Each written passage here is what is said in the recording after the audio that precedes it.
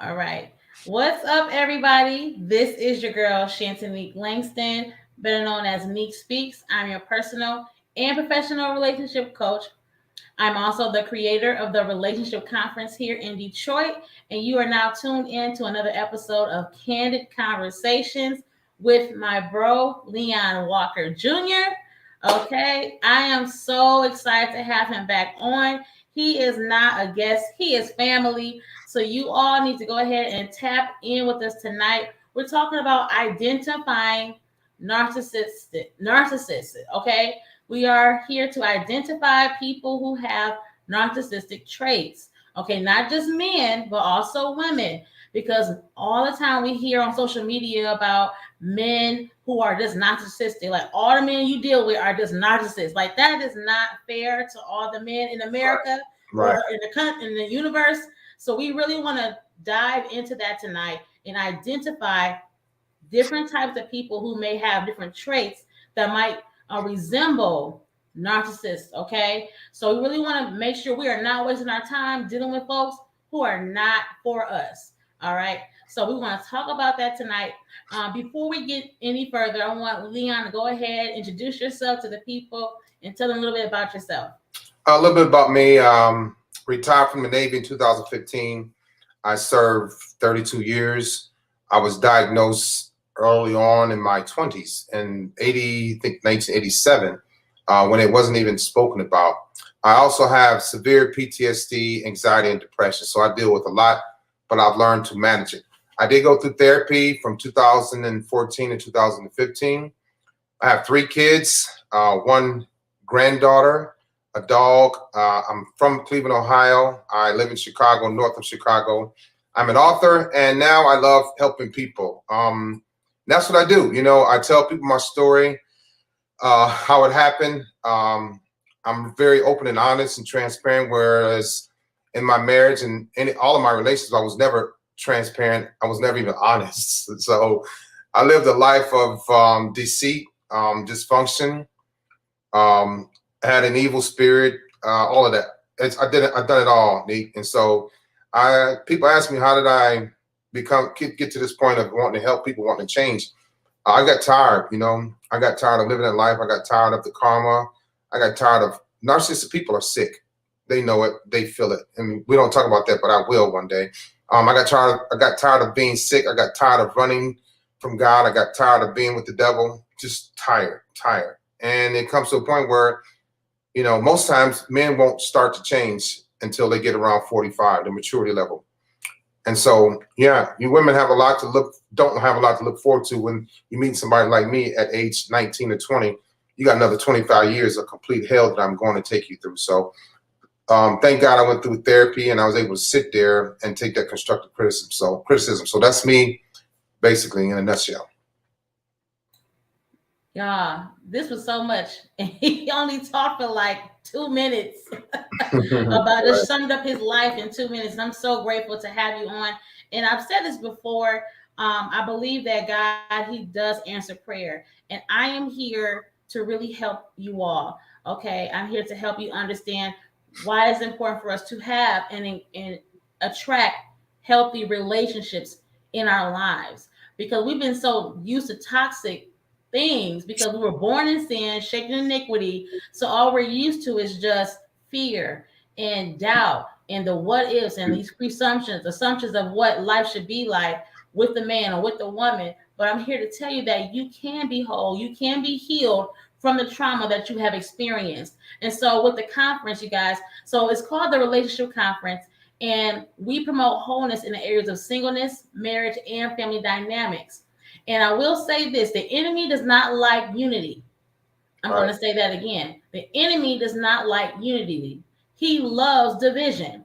And so I'm here to tell you that we are not going to promote division. All right. We are here to really bring people together who are like-minded, who are ready to mature in their relationships with others. All right. People who are looking to establish and maintain relationships because it's work. Even dealing with yourself is also work, like Leon just spoke of. And so we're tonight, I want to really dive deep into what he's explained to us. All right. And so I'm gonna tell you right now that get your pen and paper ready, get your questions ready. If you want to share some things in the chat, make sure you're sharing in the chat so we can respond to you all. We want you guys to feel comfortable, okay? We're creating an atmosphere of safety on tonight because I know a lot of women have gone through a lot of things. And so I'm so grateful to have Leon because I asked God back in 2018, I said, Lord, I want to have different type of people on my platform who can speak to almost everything when it comes to relationships. And one of the things I prayed for was a man or a woman who is a narcissist or have those traits and they're ready to just share their story. I promise you. Ask some of my partners that work with me. They know my heart. They know what we've been praying for behind the scenes. All right. I'm not just turning on the camera, y'all. This is work that's going on behind the scenes. All right. And so look what God has done. In 2020, I met Leon. All right. Right.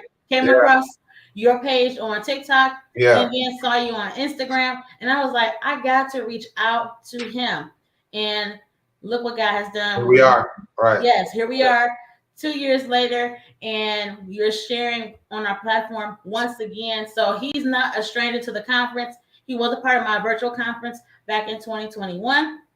And I'm bringing him, you guys, here to Michigan. You do not want to miss him, okay? Because he's going to be here for a few of our events that we're going to be having here in Michigan this year. So I'm excited, and I hope you guys are too. So I'm gonna ask you this question before we get started, just to start it off with some fun. So, what do you like to do for fun?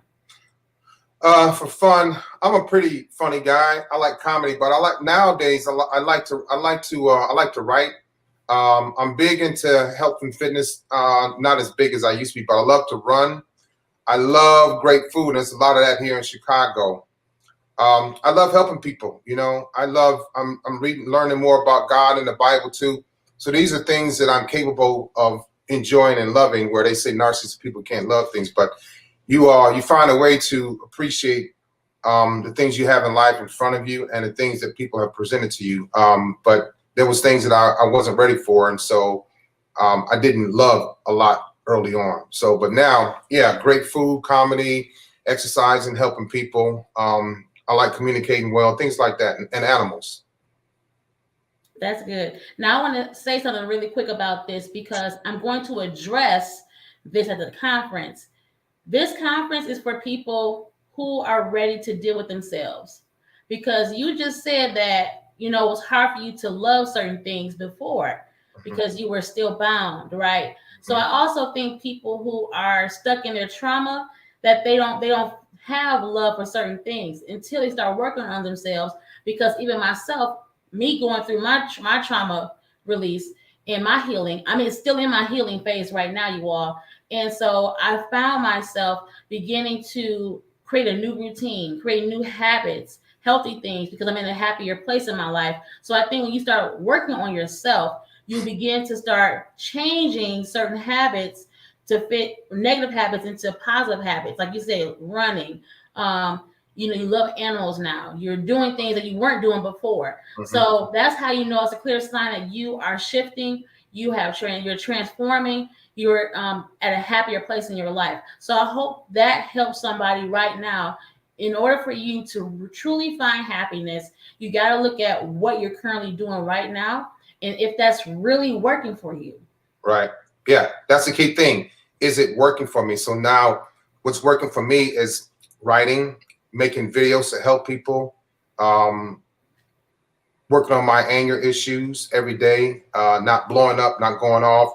When people say things to me that I don't like, I'm more patient before I respond, before I react. I think about it, I process it. Because years ago, I didn't have any regrets by yelling and screaming and putting people down and calling people names. That's it. Excuse me. That felt good to me, you know? And so I think about it now. I don't want that feeling anymore. I don't, you know? So yeah, this works for you. It's like you said. Yeah, that's so good. So now I want to ask this question. What is the number one thing that attracts narcissistic people? Well, the fact that there are a lot of things, but Are you saying why women are attracted to like narcissistic men like myself? Is that your question? Yeah, like what is the number one thing that, or I would say, what type of women I'll that tell you this. narcissists? Yeah, go ahead. Okay, so for me, being an overt type of guy, I'm not covert, I'm not malignant. I exuded a lot of confidence, and I was very sure of myself, very social. But the negative parts of that was being confident and social. I was very flirtatious and promiscuous. So a woman would see me like confident and articulate at times, aware, worldly, and she'd be like, "Oh, this is nice." I have my own job, my own house, my own car, my own benefits, and I could talk about those things. And she'd go, "Wow, you're rare." She had no clue that yeah, I'm rare as in a black narcissistic man, but I wasn't going to. I'm not going to say, yeah, I'm rare, but I got this narcissistic personality, so that I wasn't going to say that. But the fact she thought that I felt like I was rare, that just stroked my ego and it made my confidence even higher. And so I also had high self-esteem. I also had a great job by being in the military. And women are attracted to men in the military because they think we got everything together, which we don't. We just appear that way. And so that turned on a lot of women. And then when they got to know me, I would tell them a little bit about my childhood and this broke little boy in Leon. And then a lot of women, then you meet the empaths who want to just rescue and rehabilitate little broken Leon. But they weren't going to be able to do that because I didn't want to be rehabilitated. I didn't want you to know that I was broken. I gave you a little bit about who I was, but I don't want you to feel sorry for me.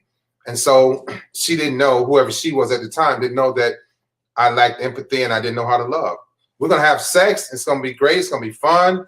I'm very adventurous, right? I'm very experimental as a narcissistic man. So we're going to do things that she's never experienced before because that's what I want to do because of my childhood, my addictions to porn. So women, nobody ever asked me, not one woman ever asked me about my mother, my dad, or about my childhood. They found out that my dad had a very extreme personality and mother had a very addictive personality. But women didn't ask about that, but they would soon find out that I was kind of off my little rocker. So women like to, here's the thing about successful women, and this is not a knock on successful women. Successful women were the easiest women for me to attract and dominate and run through. No disrespect to them, but because you got to think about it, they spent all their life in great schools. They had the best teachers, probably went to Catholic schools. Parents still married for 30, 40 years. And to meet a man that was just like them, that went to college, had the parents still married, didn't have a high street level score, street knowledge, street score, credibility score. To meet a man like that was too much like boring like them. So they find a man like me that's rough around the edges, adventurous, spontaneous, wild, and loose. And she's like, oh, well, Leon can teach me something about the streets. You damn right, I sure can, but it's not going to be what you want because I'm going to spin you around and round and round, and then we're going to go over here, we can go over here. I have you drinking. If you haven't drank before, I have you smoking weed, all kind of stuff. So women, those successful women that have gone to college all their lives, had the internship and residency and been, sheltered, they want a guy that lives life on the edge, just a little bit dangerous, and it turns them on because they don't want the guy that's got the degrees and got his stuff together and his parents still married and just so wholesome. She's living that life all her life since she was born. She wants somebody like me, and then she finds somebody like me. She falls in love, then she gets sick, and then she chases after me. Then it just goes downhill from there. Downhill from there. It doesn't get any better; it gets worse. So that's the attractions. There are various things, but those are some of the attractions. So for you, it was successful women. It was all types of women. Types? Okay. Yeah, the women that were successful, they were at first a challenge for me until I realized that they were looking for somebody like me, but they're not going to tell you that. But then their girlfriend's like, girl, why you with Leon? He ain't SHIT. Leon is wild. Leon is this, Leon is that. Well, girl, blah, blah, blah, blah, blah, blah, blah, and then they go with, well, we did this, we did that. And I was with this guy for 5 years and he never kissed me like that, or he never kissed my forehead. I wasn't doing anything to fall in love with anybody. I wanted them to fall in love with me. And that's what happened. So the type of women didn't matter to me. And the ones that were stronger, the stronger they were, the more of a challenge it was for me. So I had to work harder at conquering them, and I wasn't going to give up until I did conquer them. So it could be any woman. It could have been woman that was abused, or somebody that was rejected by her own race, and like white men don't like heavy-set white women. So I was like, okay, that she'll be easy because I know she's been pushed away by her own white race, you know. Or black men that want a woman with a big butt, and she may have a small butt, she might have big breasts, but whatever, you know. And I'm paying attention to that. So it was just any type of woman, because being promiscuous, I was able to find a way to like one or two things about her, and that would turn me on. I hope this helps somebody right now. I'm hoping y'all taking notes, listening to the different types of attractions and I would say the scheme. He's teaching y'all the game. He's teaching y'all the game right now. It's a scheme. It's a scheme. Because the thing is, you want to have somebody in your life who wants your wants, and you want their wants. And there's something that he said early on. He said that none of the women that he was with ever asked about his family. Nope. That's a red flag. I was married for 12 years. My ex-wife never asked about my family. And I don't volunteer those things because it was too much of a sad story. So sad that I thought it would push women away. So by the time they did want to know about it, it was like I could tell them anything because I was so ingrained in their bloodstream or their DNA that they're not going to leave me regardless of what I told them. I knew that. So I wouldn't tell them right up off the front. You know, I'd tell them a couple of months down the line after I done love bombed the hell out of them, after I done talked to them and took them around where I lived and introduced them to some friends and had nice dates with them over and over and over again. So if I tell them anything that, so like I was molested by my cousins, you know, and they'll go, oh, wow. And now they're already in love with me because how I'm treating them, how I'm touching them, how I'm listening to them. But none of it's genuine. I'm just doing it to get them to fall in love with me. So months down the line, I can start telling them things. And it was a scheme. I could tell them anything negative about me, but it's not going to push them away. It's going to bring them closer to me. And that was dangerous for them because now it's like I was emotionally detached from everybody. And so when you start becoming emotionally attached to me, I'm going to run. I'm going to hide. I'm going to ghost. I'm going to give you the silent treatment. I'm going to push you away, but you're going to keep coming because now you're addicted to me. And I know that. Mm-hmm. And another part I think is very important when you are dating, ladies. It's okay to have those hard conversations up front because you don't want your time wasted. It's important that this year we are not wasting our time with anyone. We want to be with someone, again, who's looking to do exactly what we want to do as far as the purpose of being with the partner. Because, again, there are people out here who are married who don't want to be married. And I want to say that God still honors marriage. Right. I want to put that out there. God still honors marriage. Yes, people are divorcing, but those people who are divorcing are probably people who should have never gotten married. They didn't have a goal in mind, or they did have a goal, but their partner did not fit the goal. Well, see, a lot of women, not a lot, I'm sorry. Women want to turn a man into husband material, and he's not husband material. I wasn't husband material at all. I was boyfriend, player, street dude material, period. I was for the streets. And like they say, these chicks for the streets. Look, I was too. I wasn't husband material, but my wife she was wife material at 20-something years old, 27, 28. She was wife material. I didn't have it. I wasn't groomed to be a groom. But she was built to be a bride. And I'm glad you said that and you admitted that because some men would not even admit that. Okay, yeah, they would just say, "Oh, you're a wife." Because I dated somebody, and we were just talking. We weren't even in a relationship or anything, and he knew I was 19. I knew. When I met her, I knew. I met women when I was younger that I was like, "You too much for me." I know you would marry me, but I wouldn't be. I would tell him, look, I know you would marry me because I'm like this all-American guy. I'm in the Navy. I got a great job, but I ain't no good for you. I'm going to hurt you. So please don't let me do that to you. You know. And there was a lot of where I told them that. I said, look, I know you good. You too good for me, and God gonna watch out for you because if for some reason if tomorrow you strong and you be like, Leon, look, I can't deal with you. Look, that's God telling you, please listen to God, because he telling you, look, Leon is no good for you. Leon's going to break your heart, you know? Yeah. Y'all hope y'all hearing this. And I know I'm not the only one. I've dodged a lot of bullets. Okay. Dealing with certain dudes. Right. And God's, the rejection, that's God's protection, y'all. I want y'all to know that. All right. Hey, Know you that said it. God, He preserving you for Yeah. a time such as this. It's a reason why you're single. Okay. And being single, you can be happy in your singleness. You have to find that happiness.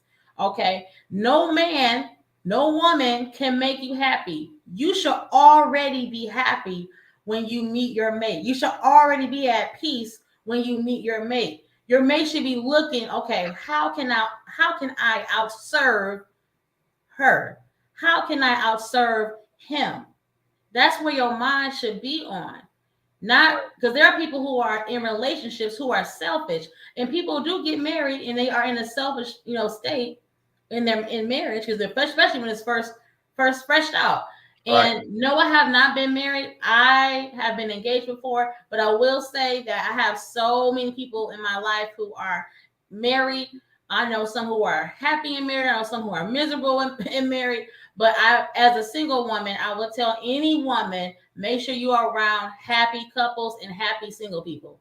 Okay, because there's a lot of miserable people out there. Yeah. Okay. That's going to mess up your chances of being with someone when you are around negative people who always get something negative to say. You don't want to be around those people because they're not trying to grow. Okay. They want to keep you low because they're not trying to grow. And I'm going to tell you right now, this conference that we're doing is not for everybody. All right. We want to help people who are ready to establish relationships. And I know I'm talking about the conference a little bit, and you're probably thinking, when is the conference? The conference is going to be on Saturday, March 25th at the Detroit Marriott Southfield here in Michigan. And of course, Leon will be a speaker during our conference. Our theme this year is chemistry versus intimacy. And we're having a deep dive conversation and workshop that's designed to help you understand intimacy beyond the bedroom. Okay. So we are talking about everything concerning sex and intimacy. There are two different things, and we really are going to be diving deep into why sex is important and why intimacy is actually more important than sex. Yeah, narcissistic people. I was very sexual driven, but being intimate, only in the bedroom. Outside the bedroom, you're going to starve for me. Yeah. I mean, it's like, all of my girlfriends like, Leon, you're not, you're only intimate when we're in the bedroom. Outside, I didn't hold hands. I don't want to hug. I don't want to cuddle. Oh no, that's too much. Like, that's too close for me. It's like you're getting too close. But then I want to be close when we're in bed, So that's a red flag too. That's a huge red flag. Huge. I'm about to say huge, sir. Huge. Yeah. Mm-hmm. He didn't even know. Yeah, and so I wasn't a romantic guy. I didn't do the flowers. I could, on Valentine's Day, if I just met you, if we were like 3 months out, I'm gonna hook you up on Valentine's Day because I'm just trying to impress you. It's not that I'm in love with you at all. Mm-hmm. That's part of the demonic spirit, because I didn't care about hurting anybody. I couldn't care less about hurting anybody. It was like, get over it. Don't cry. I don't want to hear that. Yeah, it was pretty bad. And some of my exes told me that, recently, like, Leon, you didn't let me express myself. When I cried, you yell at me. And I'm like, man, I did it though. I do remember some of it, not all of it, but I would be in such a rage. I'm not going to hit a woman. I wasn't physically abusive, but I was verbally abusive. And she started crying. I'm out. I leave. I'm gone. That's an excuse for me to go cheat or flirt or drink or smoke. I wasn't like, I can't take. That's how I was, but I would blame her for me going and hit the streets. It was her fault. So when I come back 4 a.m, not feeling guilty because she made me leave. I hope y'all hear this. I want to speak to the woman who has a son right now, who might be a teenager, who may have some rage. I want to speak to the mother. Make sure that he has a mentor. Make sure that he has a positive role model in his life. Check in with your son. Make sure he's okay. Very, very, very important. Is there anything you want to say to the mother who has a son? Yeah, it's very, You nailed it. He needs a mentor. They can all reach out to me. I started a mentor program back in 2009 and 10, and it went quite well. One thing about me, I do like helping people, and it's more so now than any time in this world in my life. They need a mentor. Little girls need mentors too. Stop trying to be your son's friend, because when you become his friend, he's going to lose respect for you. He's going to think that it's okay to curse at you. He's going to think that it's okay to push you around. He's going to think that it's okay to have sex in your house or smoke weed in his house. I see it now with some people that I know, young men, 18, 19 years old. But get him a mentor. That's very important. If his dad is not there and dead or in jail or whatever, there are other men out here that love these young boys will listen to. I get their attention. I was a teacher for 2 years, and I had some of the worst kids. But they're like, why did they listen to you? Because I'm approachable. And I always tell them my story. And they're like, well, if you can make it, then I can make it. I'm like, yeah, you can. So yeah, the mentor it's very important that they need a mentor. Yes, I love that. And you all that probably don't follow me, but those who are watching who know, I am a teacher by day. So I teach third grade, and so I see a lot every single day. I have more boys than I have girls in my class, and I try my best to nurture them, but I am firm and I'm stern on them, because you got to be stern with the kids, because they will run over you. And you hit it on the head. Please, parents, stop being friends with people you brought into the world. They are not your friends. They are your children. And a lot of times I hear this excuse of, well, I try to be their friend because I didn't have this, I didn't have that. No, they have to also learn boundaries and values and morals as well. There's so many kids who don't have any manners, okay, and because their parents don't have manners.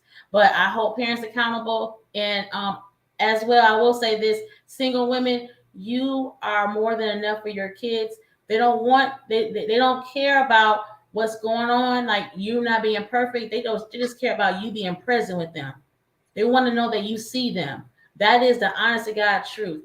We overthink as women, in our position, but we have to remember that it's the little things that the kids look forward to when they see you. Yeah. All right. As a teacher, they look forward to seeing me every day. So I have to remember to even my position that I show up as their protector in the classroom. So, and I'm speaking life over them. So make sure you're speaking life over your children every single day, because if you don't, the streets will. That's right. 100%. They will. Yeah, they will. And I try my best to do what I can in the classroom, but I can't do anything after, the next grade. So I try my best to do what I can. But mothers with sons, the next generation behind us, okay, make sure you're speaking over them, please, okay? Because those are our next doctors. And when I'm 85, I'm praying that he's going to be able to save me. Okay, I'm just saying, we want to make sure there's so much going on with the world today. We want to make sure that we're covering them. I know we're gonna move on to IG in a second, and we're running out of time. But this was a really great conversation, and we definitely want to tap in. What's going on, Nancy? Good to see you tonight. Yes, we're going to have a great time during our conference in March. We're about 50 plus days away. I cannot believe it. It came so quick. Listen, we have early bird tickets available right now on the website. My website is www.neekspeaks.com, and the early bird ends on Valentine's Day. Okay, so you want to take advantage of the seating, okay? And listen, there's no discounts for this conference. I'm bringing so many different people into this conference. All the speakers are amazing. I have 2 Christian sexologists that are going to be in the building. I have an STI coach who's going to be in the building. I have a trauma release coach who's going to be in the building. I have a mental health advocate. We have all type of speakers who are going to be talking about different elements when it comes to chemistry and when it comes to intimacy. And of course, yours truly, I will be hosting this particular event, and I'm excited, and I'm so grateful that we have Leon, who's going to be a great addition to all of the events that we're going to be doing this year. And so before we go, I want you to answer this question: why should people attend the conference? People should attend the conference because this is something that a lot of people are not talking about. This is something that's needed. This is something that's wanted, something deserved, something desired. We have a gap within a lot of communities, but we have a gap within the Black community. We don't have a common ground. You know, the women are against the men against the women. You got this red pill, you got this blue pill, you got this high value man, you got people ranking women. I don't rank women because I'm 5'9", 225. I'm considered obese, right? A woman may not like my big teeth. She may not like my big nose. She might like the fact that I'm narcissistic, you know? So we don't have a common ground. We don't respect each other. And this is a time to get to understand each other through conversation, through unity, through passion, through compassion. I still make mistakes. I have to be honest about that. This is a time to understand that people are going to talk about their flaws, their missteps, their egregious ways, all of that. It's just a time to come together for people to understand things that we can work together on and stop fighting each other, you know? Yes, that is so true. Like you were saying, how the men are against women, women against the men. I see a lot of that on social media with these conversations that people are having. And I always have to remember that what the purpose that God has on my life is not what people are doing. I'm here to really bring people together and to have wholesome conversation. Not only have conversation, but also give you guys the tools you need so that you can transform and see that our lives, we are transformed even by our testimonies. All right. So the people that are coming on the platforms, they are living proof that you can make it. And the thing is, you have to be willing to make the investment to come to the conference, knowing that you are worth the investment. Yeah, and people need to see, you know, ironically for me, the same people I hurt over the past 40 years are the same people that have helped me now. Like Nancy, she popped in here. She's one of the people that helped me a lot, you know, and some men won't admit that. Some men don't think that it's possible, but I couldn't do this without her, people like her and, you know, my sister and my cousins and my aunts.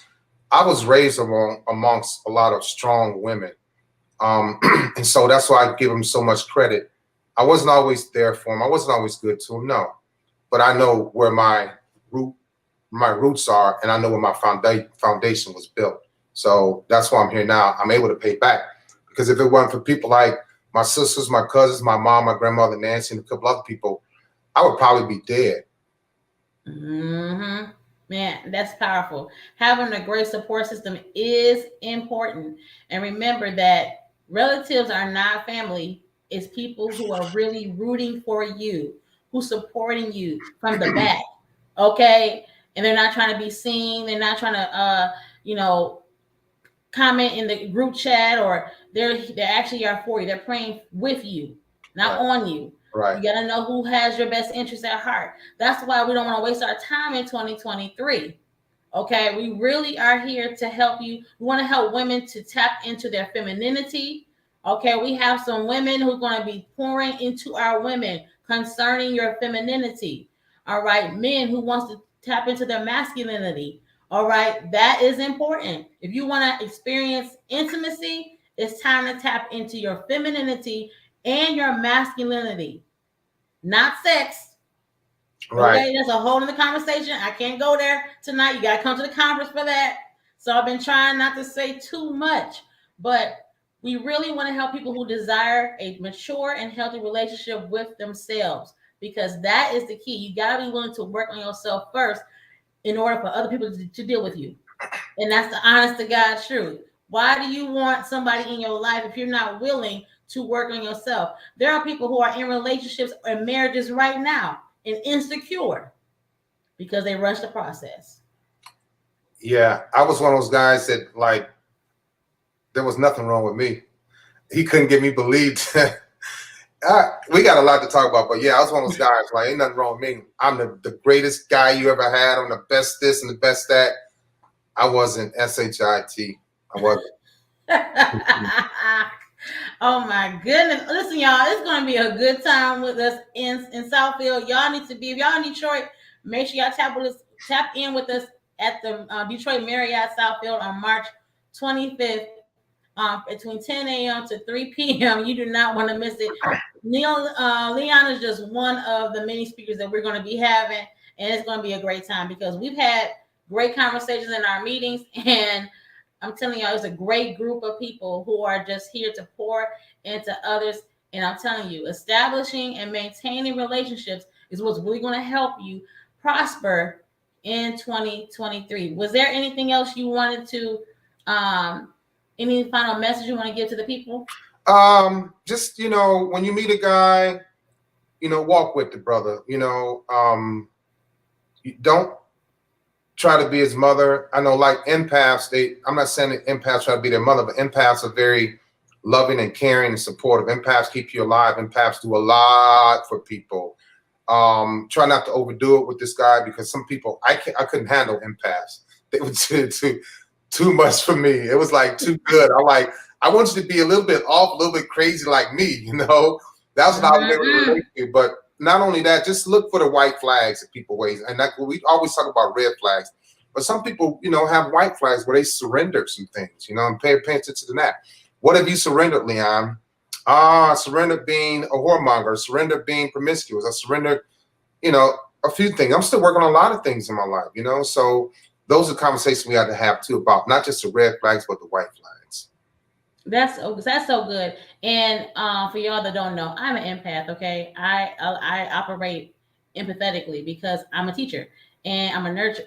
First of all, as women, we are nurturers by nature. Majority of us, not all of us, but majority of us are nurturers by nature, because that's how God created us to be. Okay, so there's nothing wrong with being a nurturer, but you do have to use your discernment and intuition when to pull away, when to give space. That's why it's important in our singleness to learn boundaries. Amen, right. Somebody. If you have boundaries, you won't run into people like Leon. Right. And with me, the empaths would run away, and I'd be like, hey, where you going? Leon, you haven't done this, you haven't done that, you haven't done that. I'm like, look, I'm sorry. Oh, yeah, I was sure that I'll call you straight out. Straight out. Yeah. I will hold you all the way accountable. Yeah, you'll run from me, because I'll be probably calling you out. You probably would. Yeah, I would. Yeah. I mean, I've never had a narcissist before, and that's probably because they see me and they're like, oh no, she's too. They probably saw me and like, no. I know how to avoid women like you. I would spend like 10 minutes with you and be like, nah, she gonna get me. I'm out. Before we even we couldn't even become friends. Before we become friends, I'm like, look here, I can't deal with you. I want to hurt you. But there was some I did hurt. They were just like offer so much. I'm like, damn, this feels good. Whatever it was, food, all types of things. So yeah. You say you learned it the hard way about being pulling back, not using discernment. Nancy, is that what you're saying? What I mean by being an empath, and yeah, you have to learn. You do have to learn. It doesn't happen overnight. I think when you are surrounded by people enough, you'll be drained by pouring so much into people. You'll start to feel like, okay, I need to be refilled. And then you're looking for the people you pouring into to refill you. They can't. So you gotta be careful with that, especially with men, because men, they do like the nurturing. They are attracted to that. So you gotta be very careful. Very careful with that.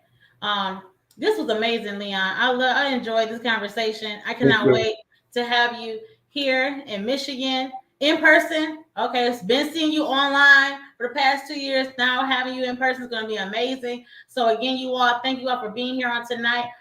We did have a giveaway. You had a giveaway for tonight? Yeah, whoever you select, it come from your end, because I don't know who to select, but okay, because I can't see anybody. All I see is Court, Randall, and I see Nancy, but I don't see. I see there's about 5 people. People popping in off and on here, but I can't see YouTube. I think these comments coming from Facebook, but I can't see YouTube right now. Yeah, I don't see either on this end. So here's the thing: the first person that goes to, if you're watching right now, the first person that goes to, well, you know what, they here. Like, we have Nancy here, we have Rand, okay, Missy Moore's here. Okay, hey Missy, or Mrs. Moore. Hey Mrs. Moore, how you doing, girl? Then we have Court, who's on, and then Nancy's on. I think we should just pick someone who's here, who's actually engaging with us, who's talking with us. Who's on here? Is there anyone else that's on here? Oh, okay. Janine's on here. Okay. Thank you for coming. Thank you for coming on here, Janine. Sorry about that earlier. Who was the first person? I don't know how you want to pick, but who was the first person? Oh, the first person that was on? I don't know. I'm just trying to figure out a way for you to pick. Well, the first person that commented was Court. Okay. If you want to go like that, that's fine. She would have to give you her mailing address and you text it to me.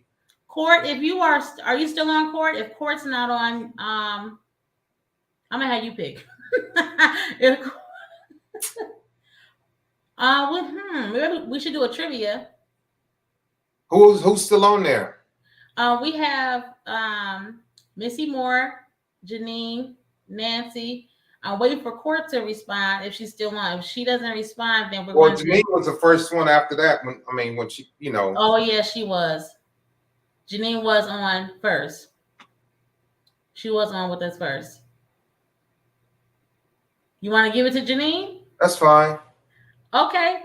Have her send you her information, and you can send it to me.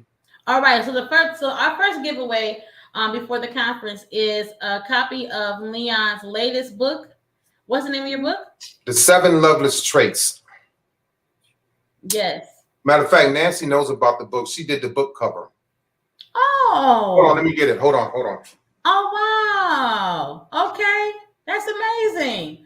All right. So I am going to be doing a giveaway next week. So if you're not following me on Instagram, that's where I live, is on Instagram. You can follow me there at Neek Speaks and follow me at the Relationship Conference on Instagram. Again, that's Neek Speaks.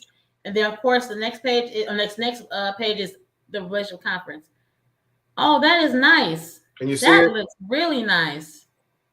It's 388 pages. There's a book description. Nice. I like that. Wow. Okay, Janine. Okay. 7 Loveless Traits. I see you, girl. You better work. Okay. Beautiful. All right. Well, you were the first one on. So congratulations, Janine. You can just message me on, if Facebook is where you are, you can message me right there on the Facebook page, business page, and then I will get your information. Okay, for that first giveaway. But the giveaway for the conference, make sure you guys are following me next week for a chance to win a seat at the conference. All right, you do not want to miss this. Okay. Again, guys, thank you all so much for tuning in. It was a privilege and an honor being on here again with you, Leon. I cannot wait to have you. You all have a wonderful weekend and come back next week. Next week, ladies, you do not want to miss Brittany Broder Smith. You do not want to miss her. Okay, she is a Christian sexologist. She's also a social worker by day. Amazing woman of God. Okay, you do not want to miss what she has to say to us about our femininity. What's wrong with us when it comes to sex? We have a misconception about it and intimacy. She's going to be going in about our bodies and what we can be doing. Okay, so you do not want to miss her next week. So again, her name is Brittany Broder Smith. I will be showing information about her on my pages. Make sure you guys are following me on Neek Speaks at Instagram and of course here on YouTube and Facebook. You also make sure you guys are following Leon at Leon R. Walker, correct? Yeah, on all our platforms, TikTok, Instagram, Facebook, YouTube. Make sure you guys tap in with him. All right. So again, guys, thank you so much for tuning in, and I will talk to you guys in my next video. Y'all be blessed. Nick, you going to IG now? You're